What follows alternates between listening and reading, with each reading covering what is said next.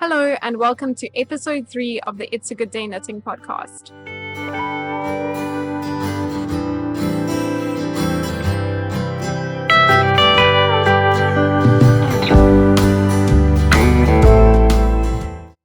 My name is Alice, and I'm a South African knitter, and today we are filming in my garden, which is a bit new and a bit intimidating for me because I am not used to dealing with background noise and I'm using a new mic, so hopefully everything goes well. But I thought that it was worth soaking up this last little bit of sunshine that we have and really enjoying the last bits of warmth before winter sets in the southern hemisphere.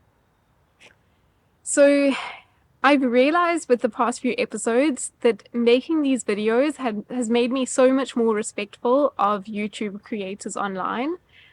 You sort of think that it's going to be easy to film yourself looking at a camera, and for some reason it is a bit intimidating, which is really silly because you're just sitting in front of a camera talking to yourself with no one else around, so it should be the easiest thing in the world. Anyway, today we are discussing 3 finished objects, a couple of works in progress, and then one very sneaky yarn acquisition. I have my notebook with me today to make sure that I touch on all of the things that I want to speak about. I do have a fair amount of knitting done, and I just want to preface by saying that I am taking a bit of time off, a bit of time to explore hobbies at the moment, so that is part of why there is so much knitting done between each episode. I'm also really trying to work my way through my stash, so I don't think it should be the norm that people feel like they need to have a whole bunch of knitting done every month to compete on social media or to produce YouTube videos or to feel like they're keeping up with the latest trends.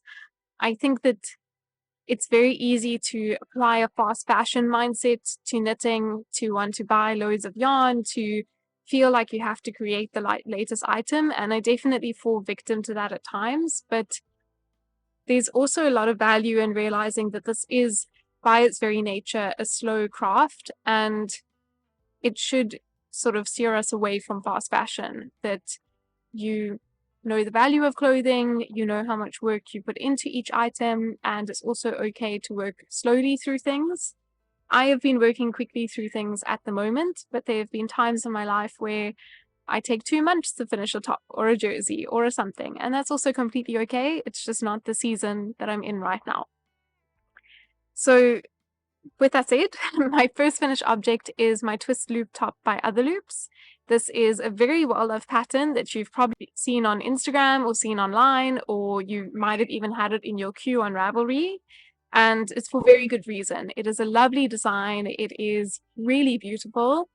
It takes a very long time to make, and I think these sorts of camisoles are where you really have to take a step back, let yourself slow down, not try to rush to a finished object, and respect that knitting is a craft and it does take time. I find that when I try to push myself too much, especially on these really detailed garments made on tiny, tiny needles, that my hands start to get sore. So I do have to remind myself to slow down and just enjoy the process, even though I really want to wear the product at the end of it.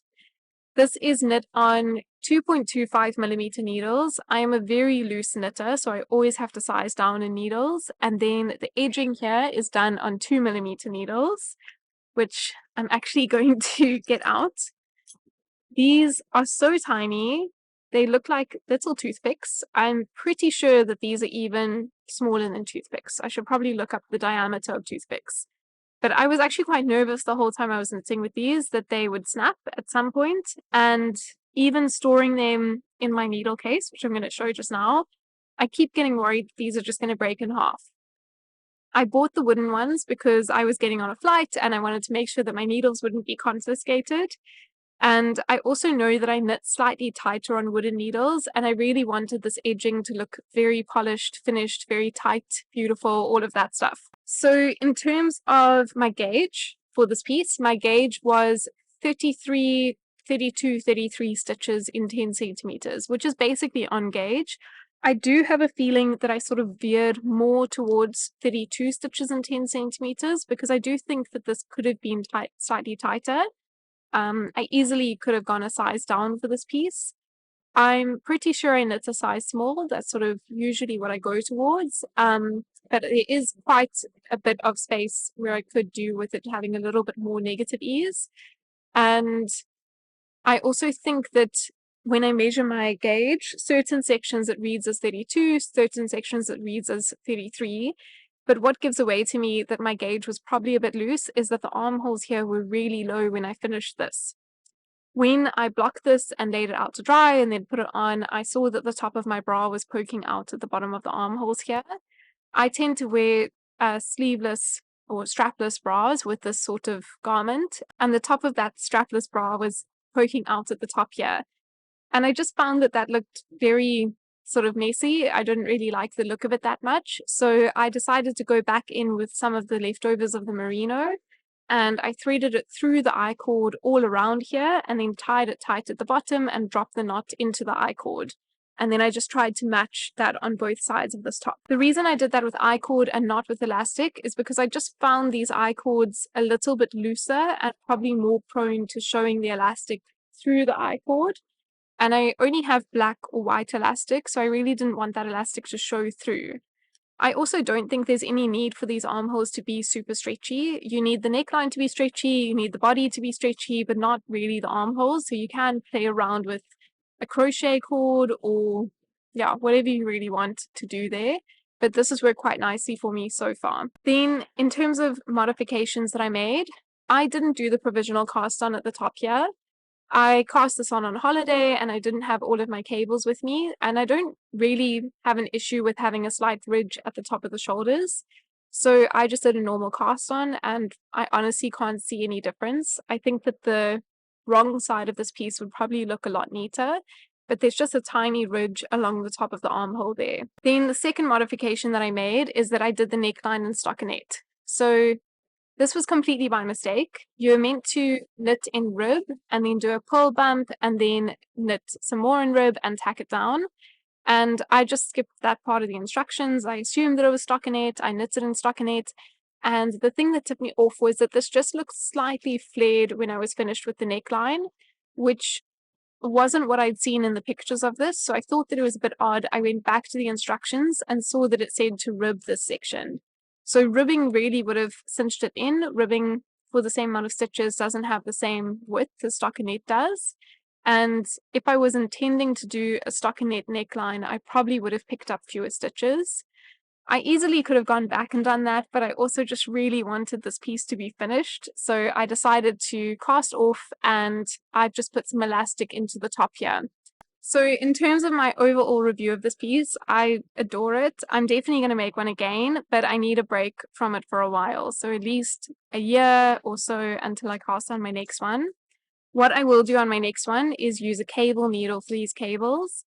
I generally just sort of pinch my stitches on the cables and do cable needleless cables, but I found that the end stitch is a bit messier on the ones where I don't use a cable needle, and when I do use a cable needle it does look a bit neater.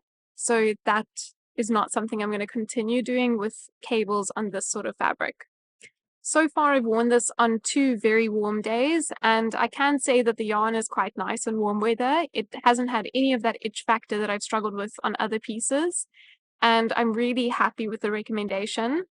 So knitting for Olive is not something we can get in South Africa, so I've got this color, which is basically done. I've got 3 skeins of the black, and then I've got a bit of their pure silk, and those were all brought here by a very kind friend, and hopefully I'll get some more when we're on holiday one day. Okay, now for finished object number 2.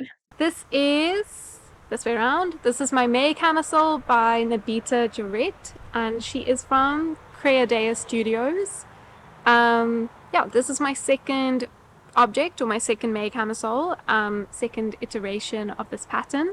This is knit up in Elle 100% Superwash Merino and Cowgirl Blues Merino in Sage. I went to the shop and picked out the Elle Superwash Merino in order to make some sort of striped garment with the Sage Merino. This is very soft. I've worn this on a couple of very hot days, and once again I've avoided the scratchy camisole curse that I had up until now. So I have 2 successful summer garments, which I'm really happy with. There are a few modifications to the original pattern with this piece. I have a previous version, which I'm going to whip out. This was made a couple of months ago. So this is my first iteration of the Mey Camisole, my slightly scratchy Mey Camisole. And I notice now that my gauge was way off with this piece. I think I've got something like 17 stitches and 10 centimeters, so no wonder the fit was a little bit funky and the ribbing was super loose. So after this camisole, I never actually measured my gauge until today, and I was just really concerned that with my second version that the ribbing would still be super loose and flare out quite a bit. So I was quite cautious with this piece to make sure that I hit gauge, and I'm looking at my trusty notebook. My gauge was 21 to 22 stitches in 10 centimeters, and the pattern recommends 22 stitches in 10 centimeters, so it's pretty on gauge. I don't think you can really get much better than that. But then I was really careful with the ribbing to make sure that it was super tight, especially considering that this is Superwash Merino. So I knit the ribbing on my 2.25 millimeter needles when the rest of this was knit on 3 millimeter needles. I then made sure that my tubular cast off was pretty tight, and I also just did 14 stitches for the ribbing, 14 rows instead of the recommended 16 or 17 rows I think it was. Then for the neckline I picked up fewer stitches than they recommend, probably about 6 or 8 fewer stitches than what they tell you to pick up. And at the top of the armholes they also recommend that you could do a tubular cast on if you want to get a really polished, finished looking edge there. But once again, I was concerned that the neckline would stretch out and lose its structure, so I just did a backward loop cast on there. And now I realize that a lot of the issues with the first item were all gauge related. I still would be quite cautious about doing that tubular cast on because I can see how stretchy that strip of fabric is, and this backward loop cast on is really stopping it from stretching out. So I think I would still do that in a future item so that this neckline has got enough strength in it to sort of hold everything up well. Now, the other modifications that I did, firstly, I don't really ever do split hems. I don't like split hems. And I also did the number of decreases that they recommend for extra small. Once again, this was a mistake, but I don't really think that it shows. And I think that the back and the front both look completely fine having a couple more decreases. All it leads to is that the top torso portion of this pattern is going to be a little narrower, but I still can wear this quite easily. I also wear it with a strapless bra. I think that it would show the straps of my bra, seeing as it is a bit narrower, but I don't find any problem with that. The last thing I wanted to mention for this piece is that I get a bit lazy about sewing in a label at the end of a garment. I cast it off and have every intention to sew in a label, but it just doesn't seem like the most pressing thing. So I've just done a contrast color little line there so that when I pick it up, I know which side is the front and the back. The two sides are not symmetrical with this piece, so there is a front, there is a back, and it's nice to be able to tell quite quickly which side it is by having my lazy label in the back there. Now, my third finished object is actually a sewing project, and this is the craft case by Cool Stitches. This is my first sort of successful sewing project or semi-successful sewing project. I am really sad that the company that makes this fabric isn't selling it anymore because I would love to make a version 2 new and improved with this fabric. But I am still happy with this case. I do think that there's a version 2 in my future, but I do want to use this for a little while before making that version 2. So it unclips. The pattern recommends magnetic closure, which I would also recommend, but I couldn't find one. So I've got a press stud there, and I'm just a bit careful that I don't press over any needles and snap them. And then it opens up. I've got a couple of little needle spaces there, some space for some cables. You could put a notebook in there, but I think that mine just gets a bit chunky with a notebook. And then there's a zip section here for some stitch markers to go in. And I made an extra case for my scissors because I was concerned that with them just being in the elastic that they would potentially make a hole in the fabric. In terms of modifications that I would make in a future version, I would probably make these a bit smaller, so a little bit narrower, so that there's just 2 needles in each pocket. I would definitely use a thicker fabric that's a bit sturdier, and I would probably make 2 of these zip sections over here. I find that the elastic is not that useful in this, but I am currently storing my needles and my elastic band that I sew into necklines there. But I do find that that zip pocket is way overfull, and I could use a second one. So sometime in the future, I'm going to have a version 2 of this case. This is a pay what you want pattern, so you can get it for free. If you can't afford it, you can pay. They recommend, I think it's $5, and she's got a lot of other patterns on her website that have a similar sort of paying method. Now moving on to works in progress, I will briefly show my Cognac Sweater by Italia Costin. So this is knit in 2 strands of drops brushed alpaca silk, and I've done a bit of work on it since last time. Last video, I was saying that I was probably going to sort of do an ombre effect into some of the rust-colored drops brushed alpaca silk because I was running out of yarn. But a family member has been traveling here, and I'm super lucky because they are bringing me a bit more of this so that I can actually finish the sweater in this Bordeaux color. I had knit about 15 centimeters of the orange, and I just really wasn't liking the color. I was toying with potentially dyeing the garment at the end, but it just felt like such a waste because that would also potentially change the feel of this yarn, and it just feels so soft, so I don't want to do that at all. So I'm feeling really lucky that someone is able to bring some yarn so that I can finish this. I'm not going to go into more detail about it now. Hopefully in the next video this will be done, and there's not that much that's changed on it since the last time. After having a few more sort of mentally intensive projects, I really just wanted to be able to switch off my brain and knit on something colorful for the enjoyment of it, and that leads me into my next whip.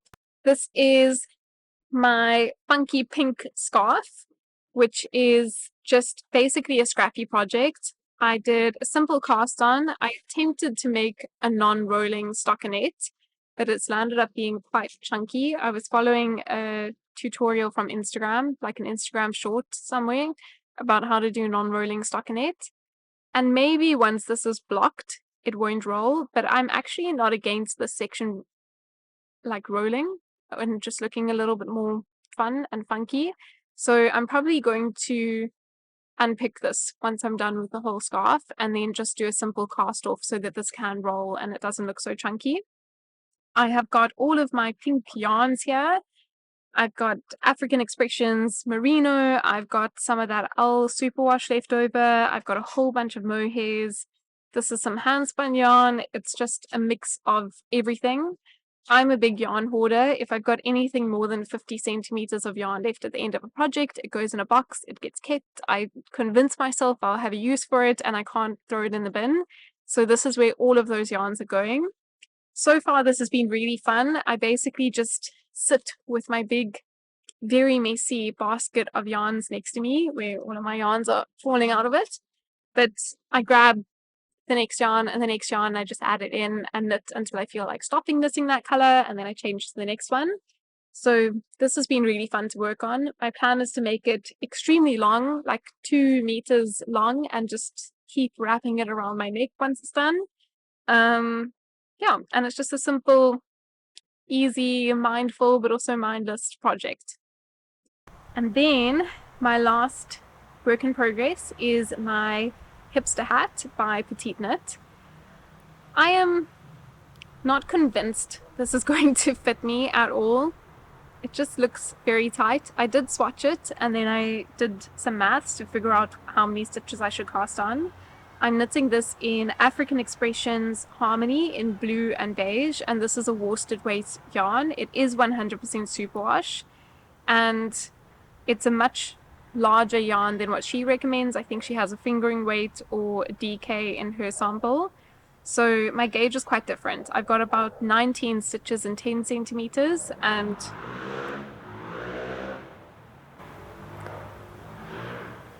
I've got about 19 stitches in 10 centimeters, so I just did a bit of maths to figure out how many stitches I should cast on for my size.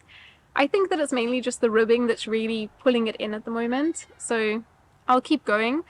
I saw something funny on a YouTube video recently. I can't remember who it was. I wish I could give them credit, but they basically said they do a method of either it fits or it's a gift. And while I am someone who swatches, when I'm doing a really simple, fun project like this one, where it's not too energy intensive and I'm mainly knitting it for the process of it, I definitely can see myself going with that. Either this fits or it's a gift. I'm not going to get too hung up on a mid-project block to check if it is going to work out. It sort of fits on my head at the moment. It might land up being a bit tight when I've got the folded brim, but for now I'm just enjoying the stripes. There's something about stripes. I've been completely influenced by stripes. I've been trying not to get myself to get too influenced by social media, but the stripe thing has really caught on. At the beginning of the year, I could not see myself knitting a striped item, and now I have a striped finished garment. My scarf is kind of striped, and this is also a striped thing. Alrighty, I went to go and fetch my new yarn acquisition. Every video I say that I shouldn't have any acquisitions, and every video I do have yarn acquisitions. There are some very loud cars out there and some hammering. Anyway, I was gifted this beautiful yarn. This is Kangaroo Island wool, which was from a family member who was traveling, and they picked up this absolutely stunning wool for me. I thought that it was quite interesting reading the little pamphlet that comes with this wool. So this company is involved in the process from the sheep to the final yarn that is produced, and they actually make a lot of garments for sale as well. And my brother, who was traveling, said that they didn't actually have any skeins of yarn when he went past the shop, and he wanted to buy some, so they said just wait 20 minutes, and they actually skeined some up for him. I don't actually know if they spun it on site. I think that's the story, because he had to wait like half an hour or so. But they spun this up, and they sent me a little note and said this is not yet steamed. I don't know what steaming does to yarn, but they advised me to put this in the bathroom while I have a warm shower. I don't know. If you know what steaming does to wool, please let me know. I'm assuming that it just sort of helps it keep its shape better, but I have no idea. So this is my new acquisition. I have got 2 skeins of this, and these 2 skeins may well land up being my next twist loop top in a year's time. Maybe they'll become something before then. We'll see. Anyway, that is everything that I have to share today. I have my whips to work on. I'm not sure if I'm going to cast on anything new. Right now I'm just enjoying knitting. I have a lot of knitting mojo, and I'm really happy about that. I go through phases where I have no knitting mojo and I don't really want to cast anything on, but at the moment I'm having a lot of fun with knitting. I'm feeling extremely inspired and motivated, and I hope that this video has inspired you in some way. Bye!